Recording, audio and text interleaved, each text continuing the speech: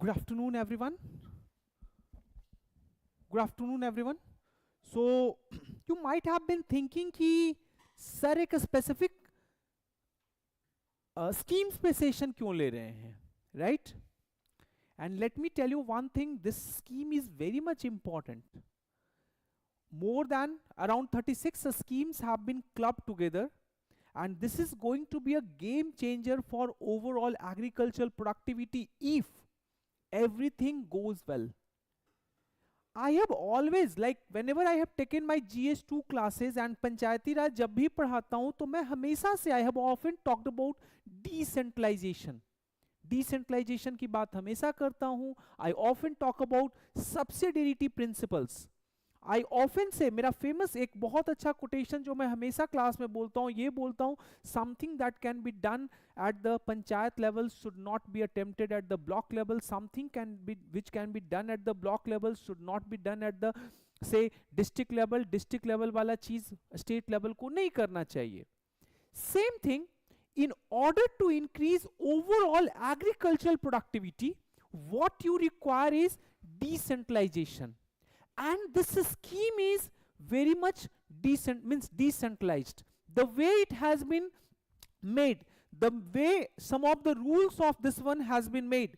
So actually it has enhanced the scope for decentralization. In fact, many of the progressive farmers, they would be the part of this scheme. So let us try to understand what is so significant about this scheme. इस scheme में ऐसा क्या significant है जो we'll try to understand, and then we'll also try to identify some of the challenges that are still prevailing. मुझे ऐसा लग रहा है कि this year mains में और next year mains में you can expect for sure a question from here. Mains की बात मैं कर रहा हूँ, mains में you can directly get a question from here. ठीक है, प्री में भी पूछा जा सकता है, बट मेंस के लिए भी this scheme is a fit case. ठीक है, and that is why I have decided to take this session. What exactly happened day before yesterday? This scheme is not new. It was announced back in budget, but the operational details were not out. Okay, so day before yesterday government released all the operational details related to it. So it has been approved by cabinet of PM Dhan-Dhanya Krishi Yojana, a scheme to develop 100 agricultural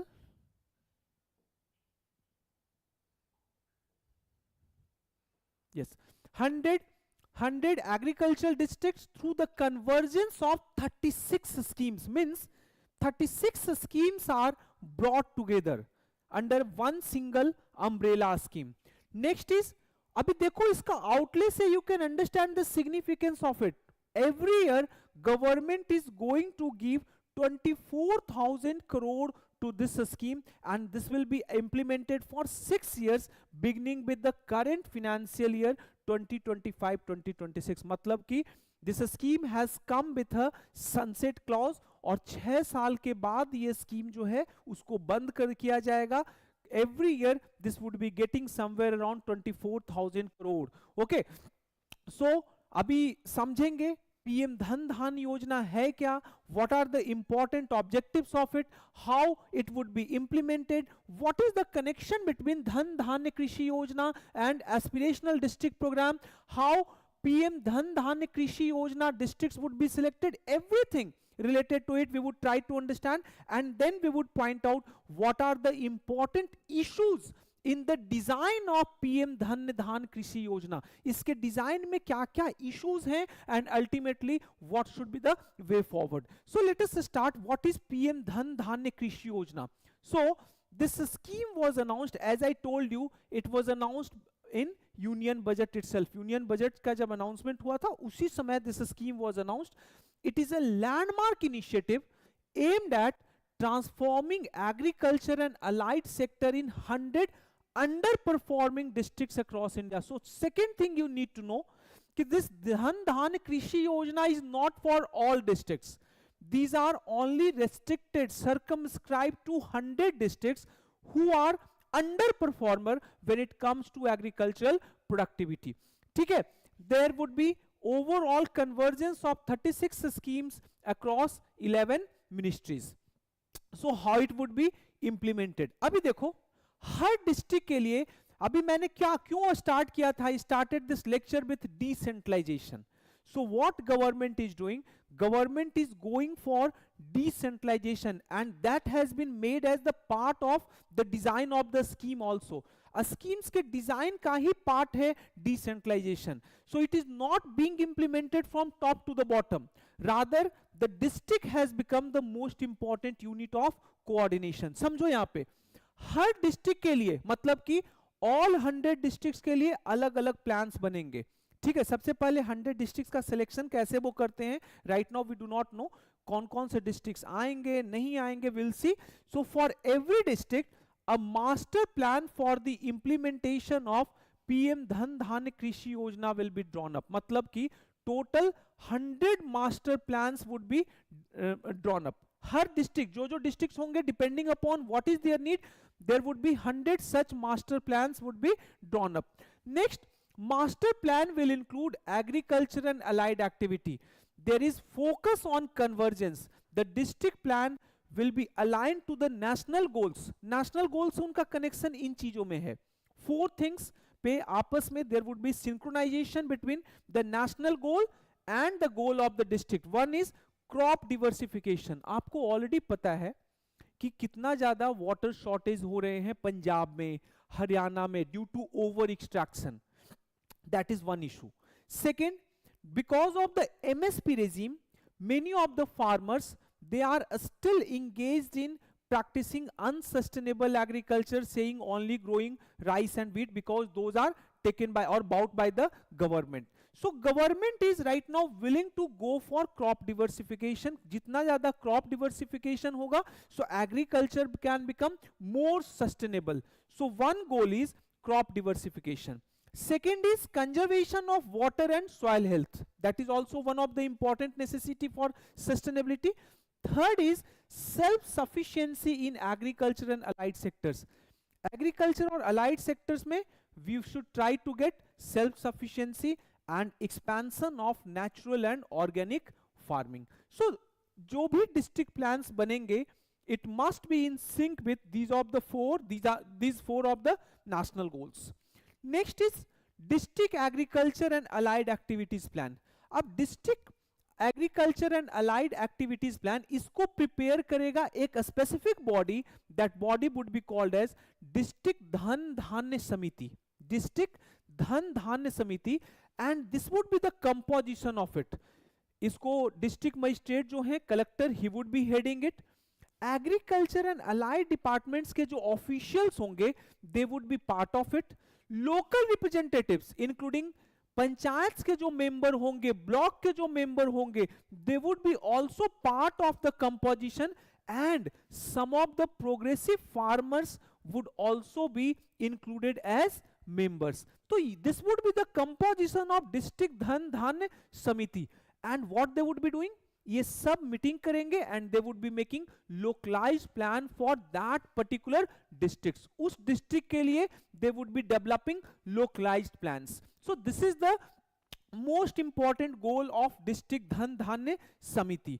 coming to next district, yes plan. अब ये जो plan है अभी तुमने देखा, जैसे ही ये चीज तुम्हें दिखा, so what you can like what lesson you can learn from here. Basically this is based on too much participation, and at the same time you are basically trying to incorporate the needs of every single district. Her district का अपना need होगा. So you are focusing on participation, at the same time decentralization, क्योंकि हर district का अपना need है, तो उन needs को you are incorporating. So plans will be based on excessive consultation and understanding cropping patterns of each of the selected districts and allied activity as per agroclimatic conditions. Committee जो है that would be set up at district level, state level and national level. Central nodal officers का काम क्या है, वो they would come for field visit, they would be coming for review, they would be coming for monitoring. और ये जो central nodal officers हैं, इनको सपोर्ट कोई और नहीं बल्कि Niti Aayog would provide them हर डिस्ट्रिक्ट्स में. अब जैसे 100 डिस्ट्रिक्ट्स हैं, so this again has been made on the basis of this hub and spoke model. अब होगा क्या, हर districts would be attached to one of the important state or central state universities. हर जो भी district हैं उसको किसी न किसी स्टेट एग्रीकल्चर यूनिवर्सिटी या डिस्ट्रिक्ट एग्रीकल्चर यूनिवर्सिटी से, सॉरी सेंट्रल एग्रीकल्चर यूनिवर्सिटी से उसको कनेक्ट किया जाएगा. So every district will have central and state agriculture university as an technical knowledge partner. There would be monthly monitoring of all such districts who have been covered under it on the basis of 117 key performance indicators KPI. 117 KPI के आधार पे इन सब का monitoring होगा. Okay, सो connection between प्रधानमंत्री धन धान्य कृषि योजना and aspirational district programme. अब जो PM Dhan Dhanya Krishi Yojana है और aspirational district programme, these are inter related. वहां पे भी जो बेसिक प्रिंसिपल्स थे वो यही था, decentralisation. Are you getting?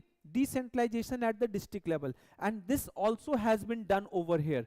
Designed on the lines of aspirational district programme that was launched by PM Modi in January 2018. उसमें ऑल जो 112 low developed, under developed districts जो थे, तो वहां के लिए aspirational district programme were brought and the focus was on 3C, that is convergence, collaboration and competition. Convergence क्या कर रहे थे उसमें? Basically you were trying to bring convergence between state and central schemes. जितने भी सेंट्रल स्कीम्स हैं related to development of the districts, state schemes हैं, उनके बीच convergence. Collaboration of central and state level nodal officers and district magistrate. एक platform था where district can collaborate directly with the state level officers and the central level officer. And competition क्या था? नीति आयोग was doing.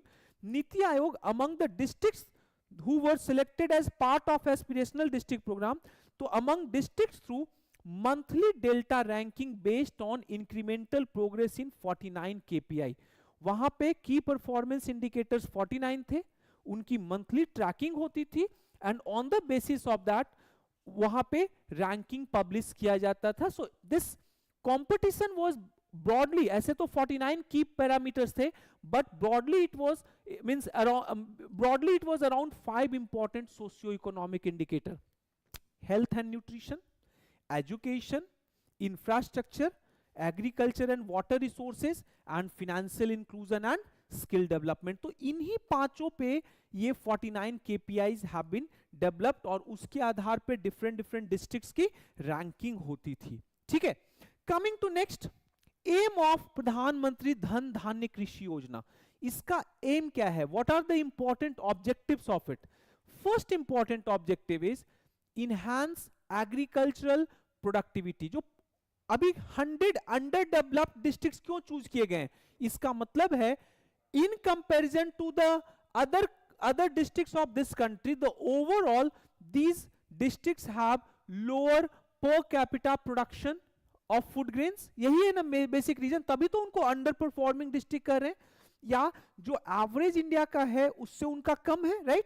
So first important goal is to enhance the agricultural productivity, and this would be done through modern techniques, modern input. Second is the crop diversification and sustainable farming.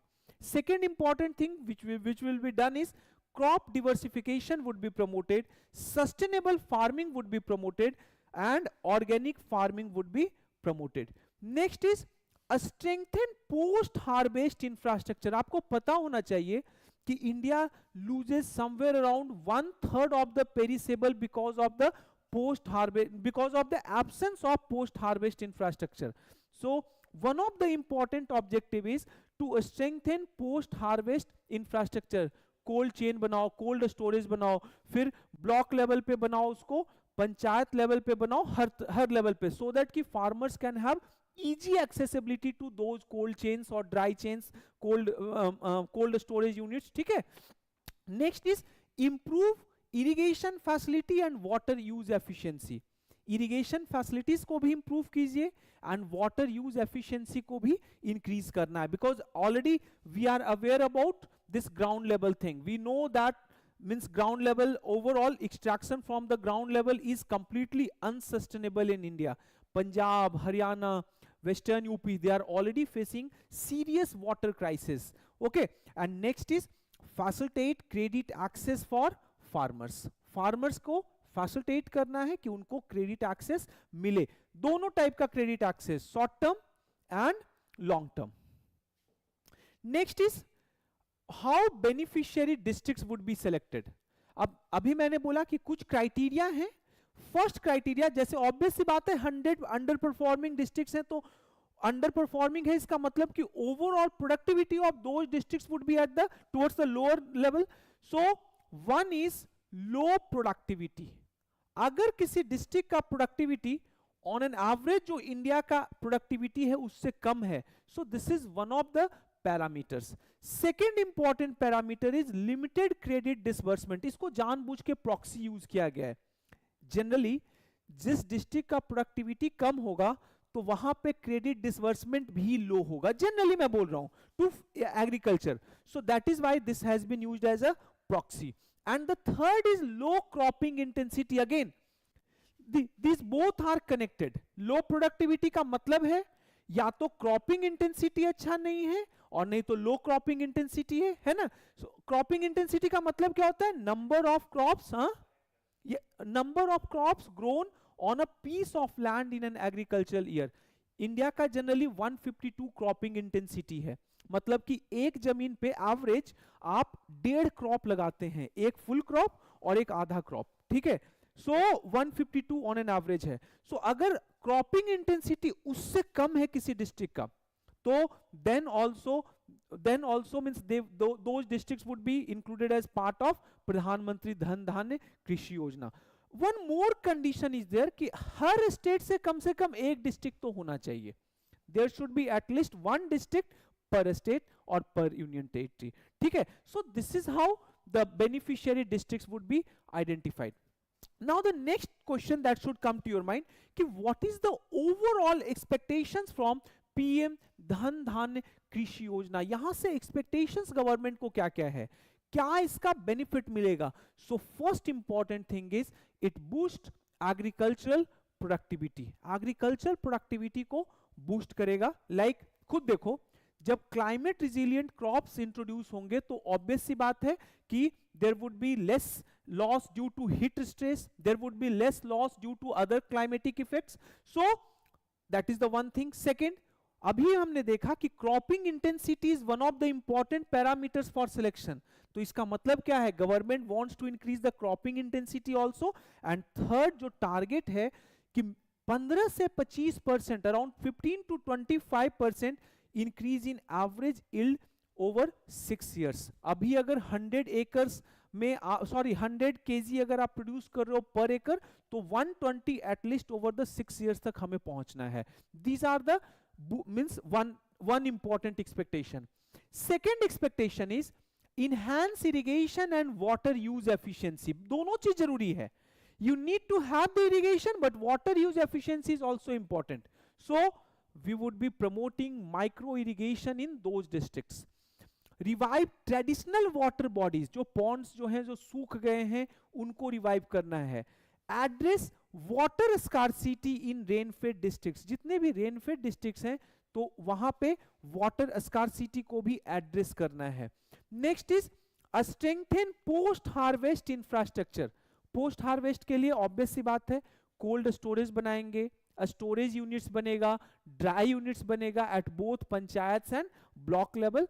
And decrease in post harvest losses. This is another important objective कि जो post harvest losses है, जैसे अभी देखो टमाटर जो है, tomato जो है, उसका प्राइस अभी बहुत ज्यादा क्यों चला जाता है, क्योंकि अपने पास पोस्ट हार्वेस्ट इंफ्रास्ट्रक्चर है ही नहीं. टोमेटो को आपने निकाला 2 दिन 3 दिन में उसको खत्म करो, नहीं तो वो सड़ने लगेगा, है ना. यस, अप्रैल महीने में ऐसा होता है कि 1-1 रुपए में टमाटर को रोड पे फेंका जाता है, और इस मंथ में you do not get टमाटर even at the cost of 60 or 70 rupees per kg. So it has to do with post harvest infrastructure. So strengthen post harvest infrastructure. Next is promote crop diversification and sustainability. क्या बोल रहा है कि we need to shift away from water intensive monocultures, अभी हम लोग क्या है फोकस कर रहे हैं राइस पे, so we need to shift away from rice to pulses, wild seeds, horticulture, तो वहां पर से शिफ्ट करना है. Second is we need to promote organic farming, we need to promote natural farming practices, and at the same time we also need to enhance the soil health. Soil health को भी बढ़ाना है. So this is another important goal. Next is improve credit access and financial inclusion. Credit access को भी improve करो और financial inclusion को भी improve करना है. कैसे? We need to expand किसान क्रेडिट कार्ड KCC को expand करो. Link farmers to digital finance platform. Farmers हैं उनको डिजिटल फिनेंस प्लेटफॉर्म से link it. Next, increase formal credit and reduce informal lending. Formal credit को बढ़ाना है because informal lending is major cause for farmer issues.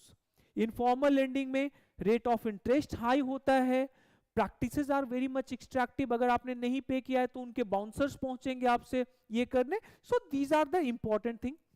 Next is empower farmers through knowledge and technology. You need to empower farmers through knowledge and technology. जैसे कि strengthen कृषि विज्ञान केंद्र, जो कृषि विज्ञान केंद्र हैं उनको हमें बढ़ाना होगा, FPOs को हमें बढ़ाना होगा. उसी टाइम से one more thing what we need to do is real time monitoring via a dashboard tracking 117 KPI. ठीक है.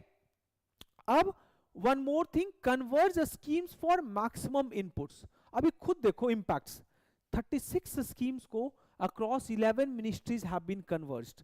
So ensure district level customization. What is happening?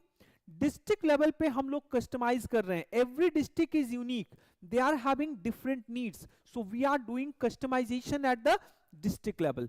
Long term vision. Long term vision में खुद देखो, local livelihood and decrease in rural distress. Long term vision जो है सिर्फ और सिर्फ हमें एग्रीकल्चरल प्रोडक्टिविटी पे ध्यान नहीं देना है. Over a period of time it must decrease rural distress. अगर रूरल डिस्ट्रेस रुकेगा so people would not move from rural to urban areas. And next, overall productivity of nation needs to be enhanced. ठीक है. But there are certain issues also in PM Dhan Dhanya Krishi योजना. कुछ issues भी हैं. Issues क्या हैं?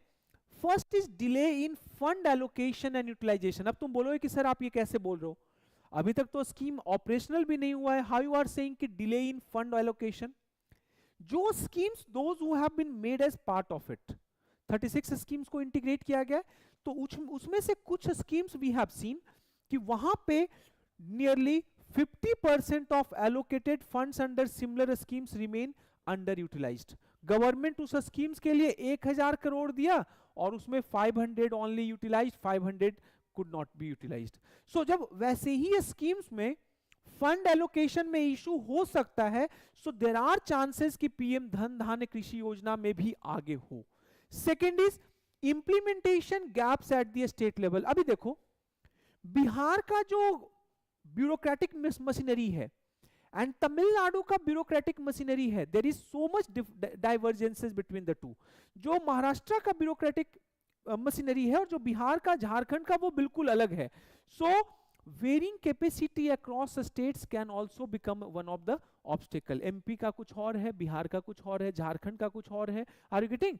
सो it may lead to uneven outcomes. जहां का ब्यूरोक्रेटिक एफिशिएंसी ज्यादा अच्छा है तो ऑटोमेटिकली वहां पे आउटकम ज्यादा अच्छा होगा, वाइल जहां पे इश्यूज हैं वहां पे आउटकम अच्छा नहीं होगा. ठीक है. Next is lack of coordination between centre and states.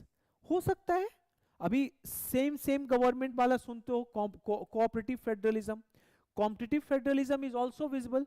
So lack of coordination between centre and state could also slow progress.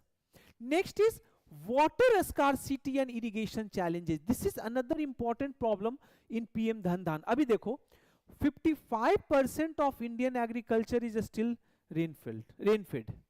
जब 55% rain-fed हैं, so how PM Dhan-Dhanya Krishi Yojana would would guarantee them proper irrigation? ठीक है, that is another problem. उसके बाद 55% Indian agriculture rainfed तो है, उसमें भी water use efficiency is only 38%. This is another important concern. Next is without robust irrigation reform there would be limited productivity gains. यही मैं बोल रहा हूं, आपने योजना लाया but before that you need to develop this infrastructure, but वो infrastructure अभी रेडी ही नहीं है. Are you getting? So this is another important problem. Next problem is post harvest infrastructure issues. मैं अभी बताया था तुम्हें कि पेरिसेबल में nearly India loses somewhere around 1 out of 35 to 40% post harvest losses in perishable due to poor storage and logistic. तो अभी schemes आने के बाद we do not know how the situation would improve drastically. ठीक है. Next is land funding and maintenance hurdles for panchayat level infrastructure. आज भी panchayat level infrastructure जो है बहुत सारे स्टेट्स में they are suffering due to the issues like land, due to the issues like funding. तो how that would improve, that is also going to be an important concern. Climate vulnerability. अभी बार बार UN का report in 2024 said, UN का report था 2024 का, जो कहता क्या है कि there would be the rainfall variability would further increase somewhere by 15 to 20% by 2050. So whether this has been incorporated in the design of this scheme or not, we do not know. Are you getting? Because rainfall variability का मतलब क्या है? जब rainfall variable होगा, so automatically this problem would further get intensified, है ना? So this is another important issue. Next, there is no climate adaptation framework for vulnerable districts. Climate adaptation framework vulnerable districts के लिए अभी तक government ने कुछ वैसा अनाउंस किया नहीं है कि how the government is planning to help these districts for climate adaptation and monitoring concern. अब खुद देखो 117 key parameters indicators हैं, ठीक है, key performing indicators हैं.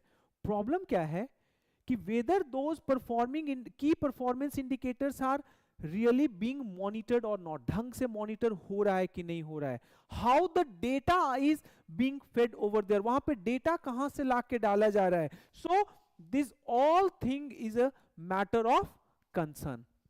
So the next question come, what should be the way forward? उस condition में अब वे फॉरवर्ड क्या होना चाहिए? First thing is you need to focus on capacity building. जो डिस्ट्रिक्ट धन धान्य समिति है, तो उनको ट्रेन पर्सनल को वहां पे डाल के वहां पे जो लोग हैं उनको एम्पावर कीजिए. You need to focus on capability building. Second is PRI level पे भी we need to enhance the capability. Next is fund flow. अभी मैंने बोला कि जो schemes those who have become PM Dhan Dhan Krishi Yojana का part, so even those schemes have suffered due to funding issue. So what we need to do, we need to streamline interministerial coordination so that fund release cannot be delayed, fund release time पर हो. And next is encourage flexible financial models. जो financial models है वो कौन सा encourage करना है? flexible one you need to encourage. Climate resilience in the policy. अभी मैंने बोला कि यूएन का रिपोर्ट ये कहता है कि there would be overall rainfall variability and rainfall variability would increase by more than 15 to 20%. We do not know whether climate adaptation और climate resilience has been included inside the PM Dhan-Dhanya Krishi Yojana or not, whether it has been made as part of it or not. So now we need to integrate it. अभी भी time है, we need to integrate climate adaptation plan specifically for 2 districts. सबका तो मत करो, but 2 districts को जरूर focus कीजिए. One is drought prone districts, and ये जो 100 districts हैं उसमें identify rain-fed districts and drought prone districts. उन लोगों उन जगह के लिए you need to integrate climate adaptation plan with PM this Dhan-Dhanya Krishi Yojana. Next is you need to align with SDG target. Next important thing is develop post harvest infrastructure. We are losing nearly 35 to 40% of perishable, somewhere around 1/3 of perishable due to absence of post harvest infrastructure. So for that you need to construct cold storage, you need to construct drying yards. फिर you need to encourage PPP models, क्योंकि हर कुछ में government invest नहीं करेगी, आपको कुछ private sectors भी चाहिए, because you also have less capital. So encourage PPP models for both logistics and value addition. Improve monitoring and accountability. अभी मैंने बताया कि प्रॉब्लम ये है कि अपने पास 117 key performance indicators हैं. So how the data would be fed? That's the one important concern. Who are feeding the data? That is another important concern. Third important is whether the proper auditing of those data are being done or not. That is another important concern. So what we need to do, we need to refine key performance indicator so that we can include outcome based metrics. Outcome based metrics से क्या होगा, हमें ये पता चलेगा कि real में जो हम अचीव करना चाह रहे थे whether it has been achieved or not. Second is we need to conduct third party audits. Third party audit से क्या फायदा होगा, हमें यह पता चलेगा कि डेटा का क्वालिटी कैसा आ रहा है, whether the those who are feeding the data in this dashboard क्या वो रियल जेन्युइन डेटा है या जस्ट दे आर डूइंग खाना पूर्ति. Are you getting? So and next, social audit for transparency is also needed. Next is going beyond agricultural productivity scheme. ये है long term vision. Long term vision ultimately हमारा क्या होना चाहिए भाई, सिर्फ फोकस एग्रीकल्चर प्रोडक्टिविटी पे नहीं होना चाहिए. याद है 2016 में यूपीएससी ने क्वेश्चन पूछा कि smart cities are not possible in the absence of a smart village. So real में our goal should not remain limited to agricultural productivity, rather we need to go beyond that. What we need to do, ultimately we have to think of rural prosperity. अगर rural prosperity होगा so automatically migration would stop, migration भी रुकेगा, and simultaneously there would not be too much pressure on urban areas. So urban problem जो है, most of the urban issues whatever we are facing, चाहे वो overcrowding का हो, slum का हो, it has to do with this rural issue. ठीक है, तो अगर रूरल प्रॉस्पेरिटी होगा so many people would not move, there would not be too much pressure on urban areas, so urban areas can also then grow more sustainably. So both are interlinked. That is why I am saying कि PM Dhan Dhanya Krishi Yojana should not remain confined only to agricultural productivity, rather we need to go for rural prosperity. ठीक है, I hope I have made everything clear. अब PM Dhan Dhanya के बारे में एक बार बता देता हूं. इस बार या तो जीएस मेंस में ये क्वेश्चन आ जाए, मैं फिर से ये बात बोल रहा हूं, स्कीम्स ये मत समझना कि स्कीम्स सर ने एक पूरा क्लास लिया स्कीम्स का. रीजन ये है क्योंकि this is one of the most important scheme of the last 4 to 5 years. पिछले 4-5 सालों का जो important schemes government of India का है, उसमें से ये एक सिंगल स्कीम है. It's an umbrella scheme and it is going to remain important scheme for the next 5 to 6 years. So let me tell you one thing, इस साल अगर क्वेश्चंस अभी खैर क्वेश्चन अभी नहीं बना होगा तो इस साल भी GS3 में this can be asked, GS3 में इसको पूछा जा सकता है, और next year again there is a probability कि डायरेक्ट क्वेश्चन यहां से GS3 का पूछा जाए. ठीक है Shubham, so keep that in your mind.